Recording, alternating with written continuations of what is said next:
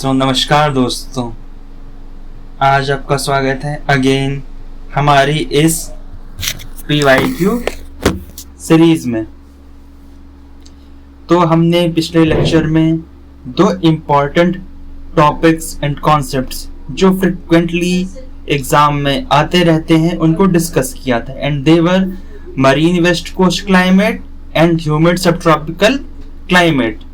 And today again आज हम लोग जिस टॉपिक को डिस्कस करेंगे दैट इज मेडिटेरेनियन क्लाइमेट। और आप मानोगे नहीं, इससे यूपीएससी, CDS, CAPF, NDA में so many times क्वेश्चंस आए हैं regarding it's characteristics, it's mechanism and vegetation and so. तो इसीलिए मैंने सोचा कि डायरेक्ट PYQ करने के बजाय हम क्विकली इसके कॉन्सेप्ट एंड मैकेनिज्म को रिवाइज कर लेंगे, then we will see our PYQs। तो आप लोग भी रिवाइज करने के लिए तैयार हो जाइए। Let's start our video. तो दोस्तों चलिए पहले हम मैकेनिज्म को डिस्कस कर लेते हैं। तो ये देखिए, ये हमारी मान लीजिए इक्वेटर है, ठीक है, और ये हमारा सब ट्रॉपिकल हाई है। तो जब नॉर्मल कंडीशन होगी यानी ITCZ हमारा कहां पर होगा, ये 0 डिग्री पर, सब ट्रॉपिकल हाई हमारा 30 डिग्री पर। तो इसके बीच में ट्रेड विंड्स चलेंगी। तो आप देख सकते हैं ये सारा रीजन ट्रेड विंड्स के इन्फ्लुएंस में होगा। और इसके ऊपर का जो रीजन होगा, लेट मी चेंज द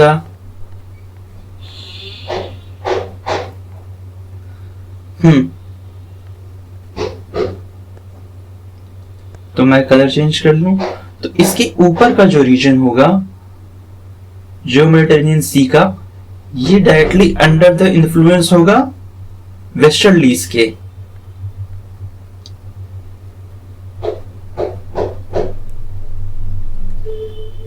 क्योंकि ये वेस्टर्लीज के इन्फ्लुएंस में होगा और ये अटलांटिक ओशन है हमारा। तो वेस्टर्लीज हमारी अटलांटिक ओशन से मॉइस्चर को कैरी करेंगी और वही मॉइस्चर यहाँ पर मेडिटेरेनियन सी के आसपास के रीजन्स में रेनफॉल कराएगा। तो बिकॉज ऑफ वेस्टर्लीज इस नॉर्मल कंडीशन में यहाँ पर रेनफॉल होगी। एंड यू नो कि ये जो नॉर्मल कंडीशन है ये किस मंथ में है। तो आप मुझे कमेंट सेक्शन में बताना कि यहां पर हम किन मंथ्स की बात कर रहे हैं, ठीक है। अब आते हैं अपने अगले केस पर। तो अब समर का महीना है। अच्छा, तो समर का महीना है तो सबसे ज्यादा हीट कब होती है? 21 जून के दिन। तो मतलब जो जून के महीने में सबसे ज्यादा गर्मी पड़ती है ट्रॉपिक ऑफ कैंसर के ऊपर। तो ये हमारा ट्रॉपिक ऑफ कैंसर है और यहाँ पर सबसे ज्यादा गर्मी पड़ रही है। इस कारण से ITCZ हमारा शिफ्ट होकर के यहाँ पर आ गया। अच्छा, जब ITCZ हमारा 0 से आगे बढ़कर 23.5 पे आ गया तो जो हमारा सब ट्रॉपिकल हाई है वो भी 30 से ऊपर की ओर जाएगा, नॉर्दर्न डायरेक्शन में जाएगा और वो आ जाएगा 45 डिग्री के आसपास में, ठीक है। 45 डिग्री के आसपास में। हाँ, तो अब ये जो रीजन है सब ट्रॉपिकल हाई और ITCZ के बीच में, तो अब इस बार ये रीजन हमारा ट्रेड विंड्स के इन्फ्लुएंस में आ जाएगा, क्योंकि ट्रेड विंड्स तो हमारी ITCZ और सब ट्रॉपिकल हाई के बीच में चलती हैं। सो समर के महीने में जी। तो अब आप ये बताइए, इस रीजन में अगेन हमारी ट्रेड विंड्स का इन्फ्लुएंस होगा, ठीक है। अब देखिए, ये जो ट्रेड विंड्स आएंगी इस बार, ये तो यहाँ लैंड के पास के रीजन से आ रही हैं। तो जो एयर मास हमारा लैंड के ऊपर से आता है वो ड्राई होता है, मॉइस्चर तो उसमें होता नहीं है। तो dry and cold winds which are trade winds, इस बार वो आएंगी। तो इस बार इन सारे रीजन्स में पानी नहीं बरसेगा, because they don't carry moisture. ठीक है, तो इसका मतलब there would be no rainfall in the months of summer. अच्छा, तभी तो इसके नाम को डिनोट करने के लिए we use to write CS। S means no rainfall in summer. ठीक है, तो हमने समर मंथ का भी मैकेनिज्म देख लिया। और अगर आपको याद हो तो लास्ट वीडियो में हमने पढ़ा था मरीन वेस्ट कोस्ट क्लाइमेट के बारे में, तो वो इस मेडिटेरेनियन क्लाइमेट के नॉर्दर्न डायरेक्शन में था। तो आप देख सकते हैं ना कि वो हमेशा यहाँ वेस्टर्लीज से पानी को रिसीव करता था, including summer and winter. So now चलिए अब हम लोग विंटर मंथ के मैकेनिज्म को भी एक बार देख लेते हैं, तो जिससे हमारा ये मैकेनिज्म पूरा हो जाएगा। तो विंटर के समय में क्या होगा जी, ये देखिए, सपोज ये विंटर का टाइम है, ये हमारा ट्रॉपिक ऑफ कैप्रिकॉर्न होगा। ITCZ हमारा यहाँ ट्रॉपिक ऑफ कैप्रिकॉर्न पर आ जाएगा, और जो सब ट्रॉपिकल हाई है हमारा ये समवॉट 20 डिग्री के आसपास में आ जाएगा। अच्छा, तो ट्रेड विंड्स का रीजन तो यहां सब ट्रॉपिकल हाई से वेस्टर्लीज के बीच में हो गया। तो इसके ऊपर का रीजन में किसका इन्फ्लुएंस होगा? वेस्टर्लीज का इन्फ्लुएंस होगा ना।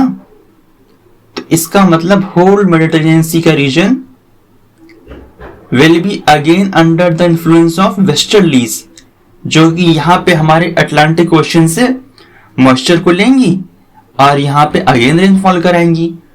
तो विंटर के महीने में अच्छा खासा रेनफॉल यहां पर देखने को मिलेगा। तो अब आप मुझे बताओ कि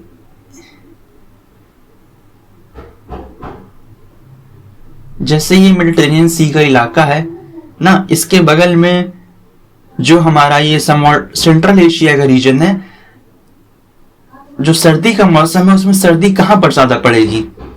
मेडिटेरेनियन सी वाले रीजन में पड़ेगी या फिर ये सेंट्रल एशियन रीजन में? अब क्योंकि हमें पता है कि कहीं पर भी अगर खूब बारिश हो रही है तो उसके लिए क्लाउड का फॉर्मेशन होगा, और जो क्लाउड होंगे वो हमारी हीट को ट्रैप कर लेते हैं। देयरफॉर वहां पर गर्मी ज्यादा होती है, या इसको हम रिफ्रेश करें कि वहां पर उतनी ज्यादा सर्दी नहीं होती, दे आर लेस कोल्ड, यानी कि विंटर्स वहां पर एक्सट्रीम नहीं होंगी बल्कि माइल्ड होंगी।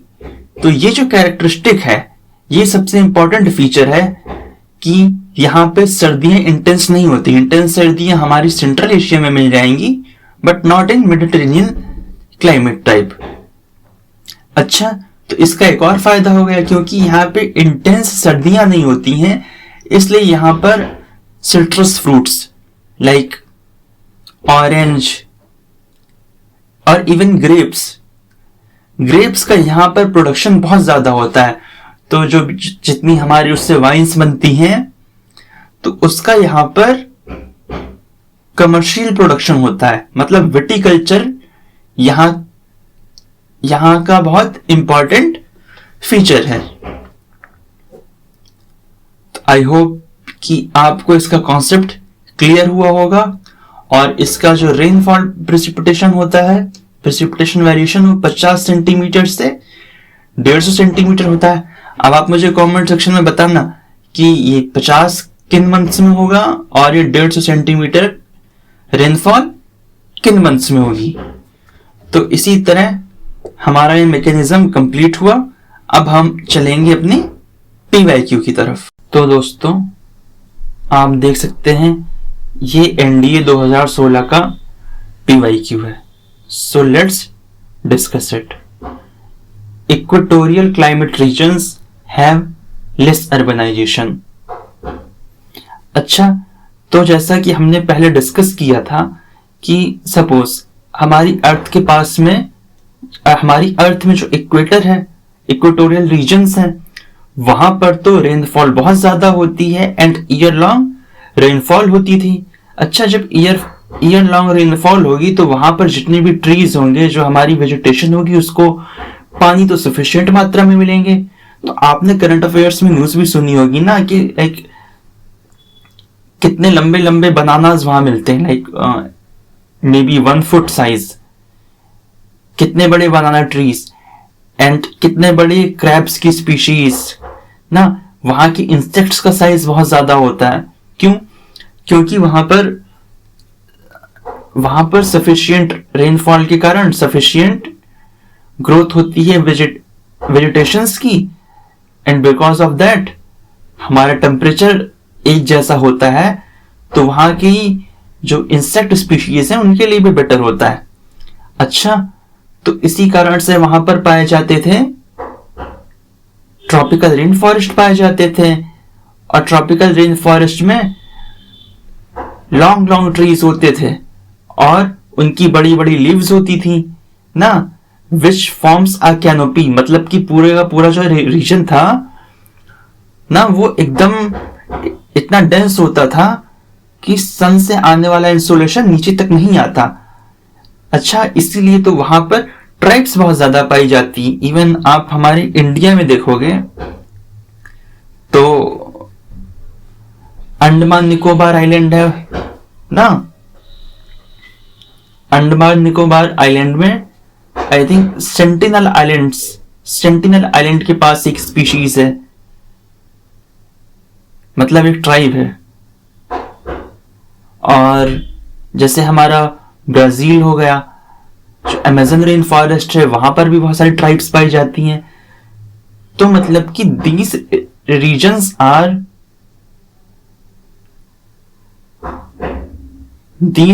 Are less conducive for urbanisation. क्योंकि अर्बनाइजेशन कब होता है कि आपका मान लीजिए लेट्स से कोई ये स्पेस है ना, यहाँ पे बहुत सारी अगर ट्रीज की स्पीशीज हैं, तो आपको उनका डिफॉरेस्टेशन करना पड़ेगा, लैंड को क्लियर करना पड़ेगा, तब जाकर के वहां पर अर्बनाइजेशन का प्रोसेस स्टार्ट होता है। तो हम कह सकते हैं कि इक्वेटोरियल क्लाइमेटिक रीजन्स में है लेस अर्बनाइजेशन। तो ये स्टेटमेंट हमारा सही हो जाएगा। अगला स्टेटमेंट कह रहा है Mediterranean climatic regions have high level of urbanisation. अब जरा इस स्टेटमेंट को भी देखते हैं, एक सेकेंड। तो जैसा कि अभी हमने देखा था ना, मेडिटेरेनियन क्लाइमेट जो था वो मेजरली जो पाया जा रहा था मेडिटेरेनियन सी के आसपास के रीजन में। तो वहां बगल में हमारा स्पेन था ना, वहां बगल में हमारा स्पेन था, फिर फ्रांस था। तो these are very developed countries and even California ना, वेस्टर्न पार्ट ऑफ ऑस्ट्रेलिया। तो दीज आर डेवलप्ड कंट्रीज, और जो भी डेवलप्ड कंट्रीज होती हैं वहां पर हाई लेवल ऑफ अर्बनाइजेशन होता है। तो therefore this statement is also correct. तो हमारी ये दोनों स्टेटमेंट करेक्ट हो गए।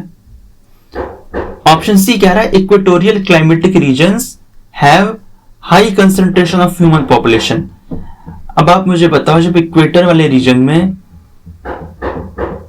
हमारा अर्बनाइजेशन लेस था पहले ऑप्शन में ना, तो वहां पर ह्यूमन पॉपुलेशन भी लेस होगी ना, क्योंकि जहां पर अर्बनाइजेशन ज्यादा होता है वहीं पर तो पॉपुलेशन ज्यादा होती है। तभी आप देखो इंडिया में जो बड़े बड़े महानगर हैं, दिल्ली, बॉम्बे ना, गुजरात में सूरत, तो यहाँ पर पॉपुलेशन का कंसंट्रेशन बहुत ज्यादा होता है। Because of these are developed, तो वो वहां पे माइग्रेंट्स को अट्रैक्ट करती हैं ना। तो यहां पर कुछ माइग्रेशन जैसा केस तो होगा नहीं, लोग तो उल्टे यहां से माइग्रेट करेंगे, इसलिए ये स्टेटमेंट हमारा रॉन्ग हो जाएगा। ठीक है। ऑप्शन 4 कह रहा है Mediterranean climatic regions practice plantation farming. तो हमने देखा था कि what is plantation farming. In plantation farming हम लोग क्या करते हैं, कोई पर्टिकुलर क्रॉप्स होती हैं, उनको लार्ज स्केल पर फार्मिंग की जाती है through plantation. It is commercial farming ना। जैसे हमारी टी हो गई, कॉफी हो गई, एंड इवन जो हमारे ग्रेप्स थे, these are also part of plantation farming, क्योंकि उससे फिर वाइन्स बना के बेचते हैं वो।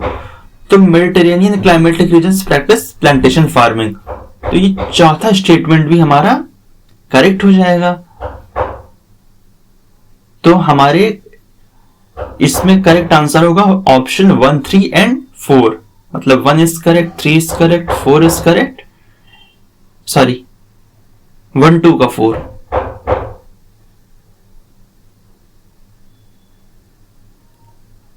One is correct, 2 is correct, 4 is correct.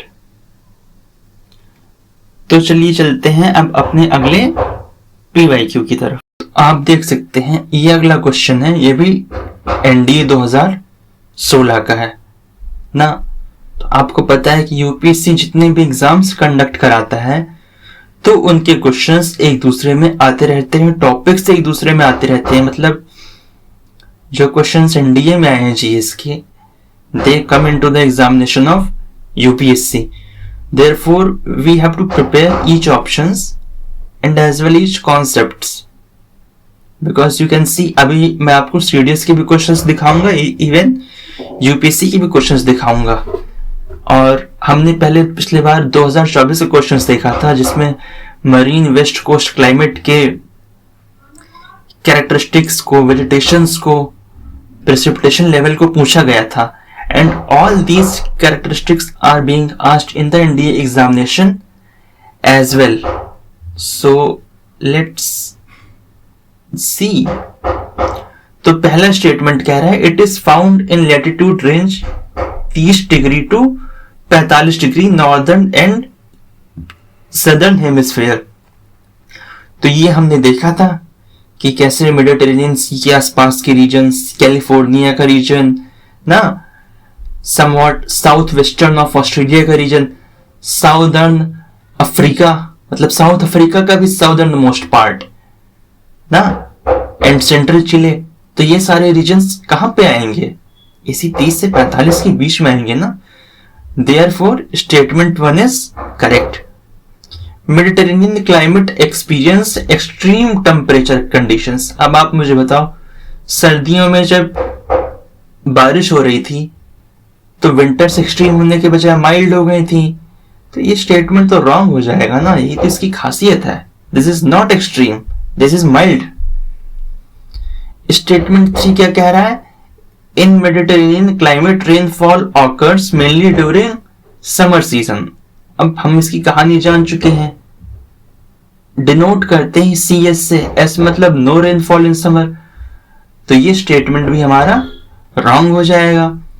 चौथा स्टेटमेंट कह रहा है in Mediterranean climate rainfall is mainly due to westerlies ना। तो अब हमने देखा था कि कैसे जब विंटर में बारिश हो रही थी वो वेस्टर्लीज के कारण हो रही थी, तभी तो हमने मैकेनिज्म पढ़ा था पहले से, सो दैट हम एलिमिनेट कर सके। तो ये स्टेटमेंट भी हमारा सही हो जाएगा। तो इसमें only 1 and 4 are correct options and 2 and 3 are wrong options. So I hope कि आपको ये क्वेश्चन अच्छे से समझ में आया होगा। तो आप देख सकते हैं ये क्वेश्चन है CDS 2016 का। स्टेटमेंट नंबर 1 कह रहा है precipitation in Mediterranean climate is in winter, while in monsoon climate it is mostly in summer। तो जैसा कि हमने पढ़ा, आज हमने पूरा पढ़ा ही है इस चीज को कि मेडिटेरेनियन क्लाइमेट को हम CS से डिनोट करते हैं। S मतलब no rainfall in summer, hence rainfall would be in winter. और मॉनसून क्लाइमेट जैसा कि हम जानते हैं इंडिया इसका सबसे प्रोमिनेंट रीजन है। तो हमारे इंडिया में क्या होता है, मोस्टली रेनफॉल हमारी समर में होती है। देयरफॉर हमारा स्टेटमेंट नंबर 1 क्या हो जाएगा? करेक्ट हो जाएगा। अच्छा, स्टेटमेंट 2 पे आते हैं। The annual range of temperature in Mediterranean climate is higher than the monsoon climate. तो यहां पर हम कंपेयर करेंगे मॉनसून क्लाइमेट में रेंज ऑफ टेम्परेचर को और मेडिटेरेनियन क्लाइमेट के रेंज ऑफ टेम्परेचर को। तो आइए इसको हम करते हैं।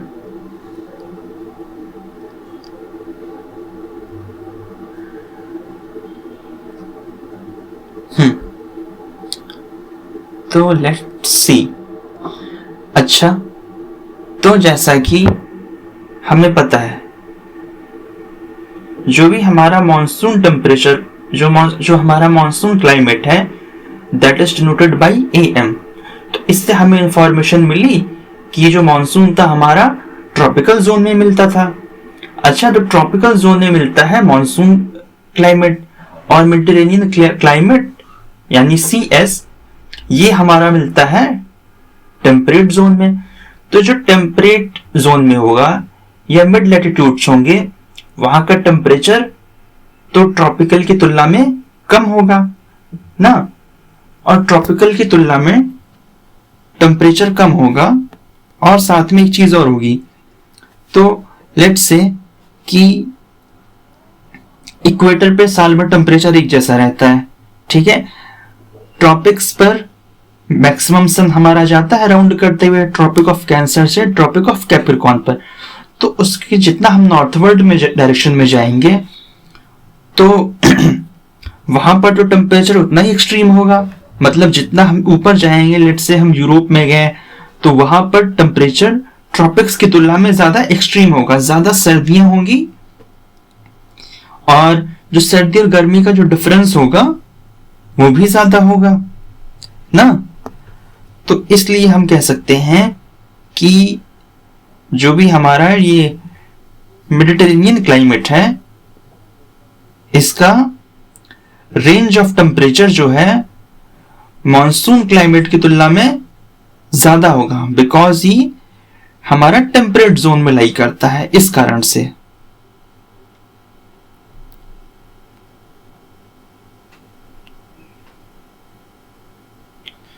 तो इसलिए हमारा यहां पे स्टेटमेंट 2 भी हमारा करेक्ट हो जाएगा। अब आते हैं स्टेटमेंट 3 पर। Rainy and dry seasons are found in both climates. अच्छा, मेडिटेरेनियन क्लाइमेट का तो हमें पता था कि ये S से डिनोट हो रहा था, CS से, मतलब नो रेनफॉल इन समर। तो यहां पर ड्राई सीजन का तो सेंस बनता है। बट अगर हम मॉनसून की बात करें तो मॉनसून सीजन में 2 चीजें होती हैं, रिवर्सल ऑफ विंड होता है एक होता है ऑनसेट ऑफ मॉनसून। तो एक सेकेंड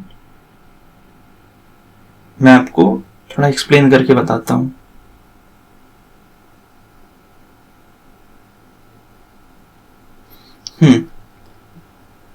तो जब हमारा मॉनसून का ऑनसेट होता है तो यहां अरेबियन सी के पास से मॉइस्चर आता है और पूरे इंडिया में रेनफॉल होती है। लेकिन जब रिवर्सल ऑफ मॉनसून सीजन होता है तो ये जो तिब्बत का रीजन है यहां पर हाई प्रेशर बनता है और यहां मेडागास्कर के पास में यहां लो प्रेशर बनता है। तो यहां से एक रिवर्सल मॉनसून आता है। तो ये बे ऑफ बंगाल से मॉइस्चर को कैरी करता है और यहां पे हमारा आंध्र प्रदेश और उसके तमिलनाडु के ईस्टर्न पार्ट पर बारिश कराता है। तो ऐसा तो है नहीं कि बारिश नहीं हो रही, ऑब्वियस सी बात है, रिवर्सल ऑफ विंड हो रहा है तो इस कारण से भी बारिश हो रही है। देयरफॉर मॉनसून में कोई डिस्टिंक्ट ड्राई सीजन नहीं होता है।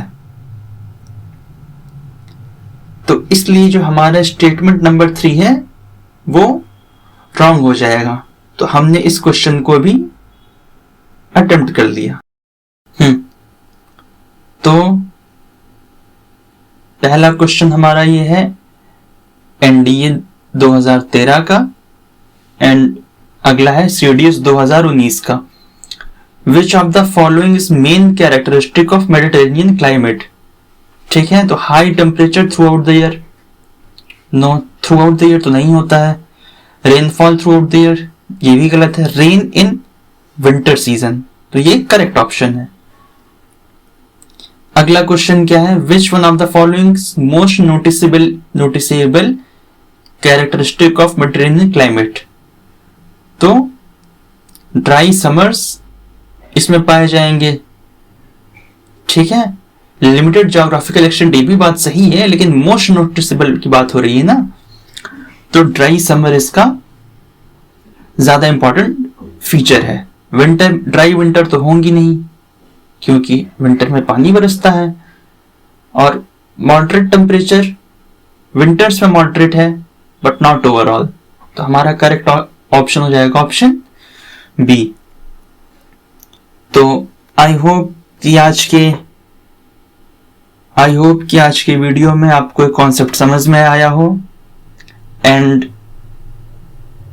आई वांट कि कोई भी सजेशन है आप उसको कमेंट सेक्शन में बताइए, एंड आप हमारे टेलीग्राम चैनल को ज्वाइन कीजिए। वहां पर डेली मैप बेस्ड क्वेश्चंस हम साथ में करते हैं, हम साथ में कुछ नया सीखते हैं, एंड मैनी मोर थिंग्स।